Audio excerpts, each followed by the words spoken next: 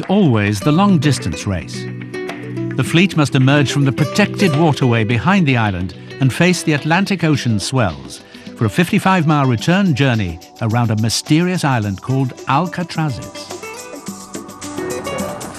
The winds are light, and a delay builds the tension for the huge fleet of 205 boats as they wait for a steady breeze. The start is in slow motion, but the sheer volume of boats and the tricky channel currents make the manoeuvres difficult as the fleet wriggle off the start line. A line of mammoth supertankers provide an additional obstacle to boats.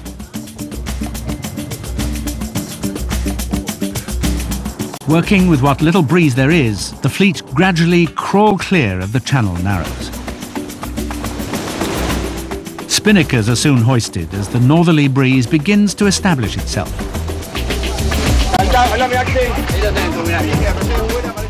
The instant acceleration of the S-40 boats is remarkable as they leave their bigger and heavier rivals behind.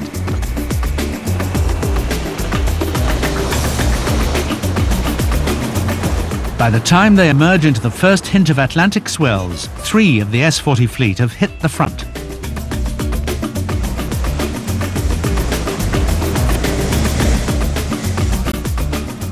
The vast mass of boats make a rich spectacle as they fill the channel with a bright array of colourful cloth.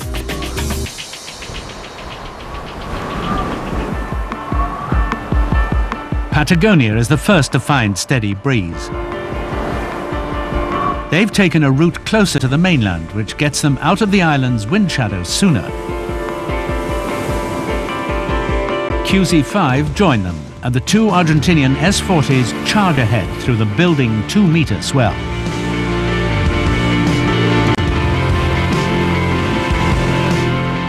Behind them, the larger boats in the ORC fleet are emerging into the fresher wind.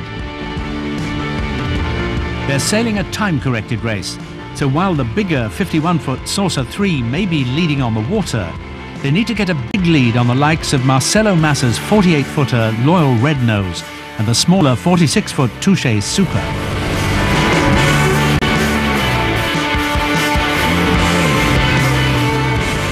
The strangely rounded shape of Alcatrazes Island appears as a target on the horizon.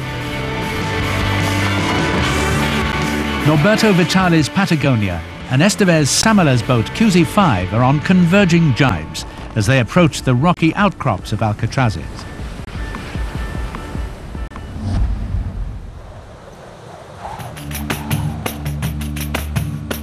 Alcatraz is the Portuguese word for the gannet bird, and this oddly shaped island is home to one of Brazil's largest breeding colonies of migratory birds.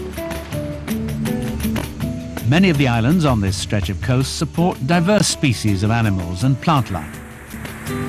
The abundance of fresh water and shelter made islands like Ilhabela perfect places for early settlements of farmers and fishermen.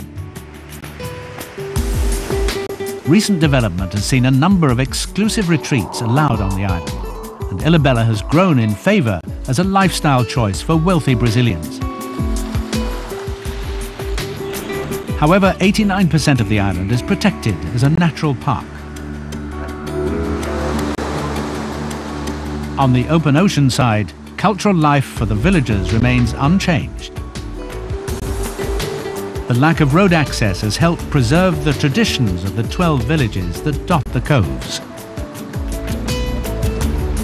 Hand-built fishing boats and canoes carved from a single log are both transport and livelihood for these villages. And while life continues at an idyllic pace, it's the influx of seasonal visitors that provides a ready market for the day's shrimp catch.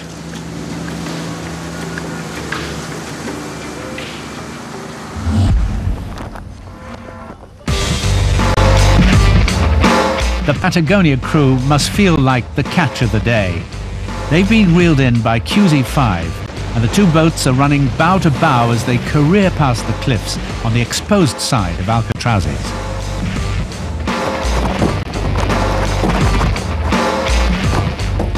Jose Samala has a better angle at the approaching turn, and QZ5 cut the corner to grab the lead as the two S40s surf their way around the tip of Alcatrazes.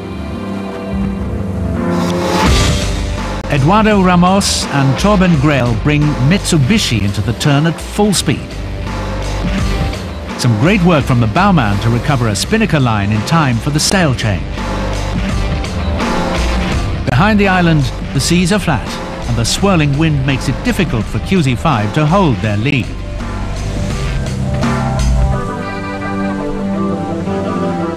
The Mitsubishi crew keep the boat moving well through the light patch in the lee of the island cliffs.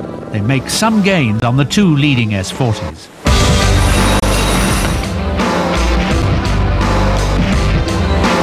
Carioca is in fourth position, and now all four of the new generation S40 boats have sailed clear of the fleet. Although the ORC boats are not competing in the same race, it's an impressive lead for the S40s over the bigger boats in the chasing ORC. The standings in the S40 fleet of four boats, it's a tie. QZ5 have let Mitsubishi back in with a poor finish in the sixth race.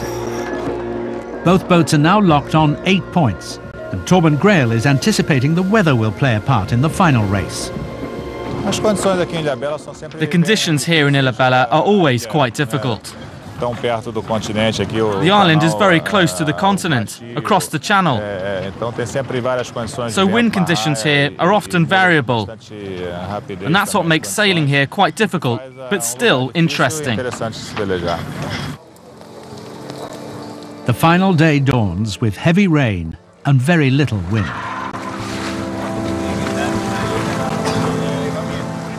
All would rather be sailing, but there are smiles on the boats that are currently leading as the clock ticks by with no wind to be seen anywhere. The abandonment of racing leaves loyal Red Nose as the overall ORC international winner. We've raced against Touche a few times. A countback of highest placed finishes is used to break the tie and declare QZ5 the winner of the S40 class, much to the relief of owner Jose Estevez. We are very happy with our second championship. Happy in how we raced and who we raced against. Great races. Very good for this new class and for the future of this class. The Rolex ilhabela Sailing Week concludes its 36th annual competition in the usual high spirits. This premium South American celebration of sail has again provided the perfect antidote to the midwinter Brazilian blues. Next time we sail in England and Ireland, the birthplace of ocean racing is the spectacular Rolex Fastnet race.